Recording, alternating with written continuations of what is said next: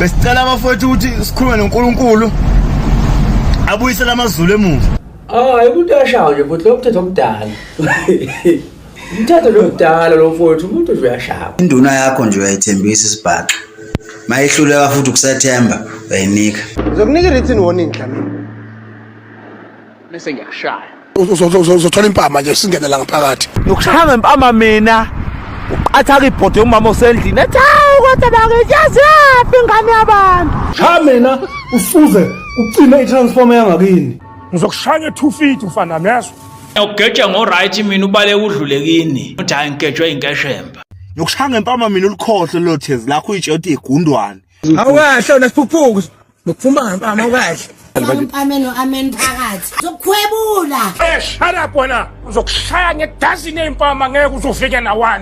Alishaye ihlolo bentaba alivaleke thanqa.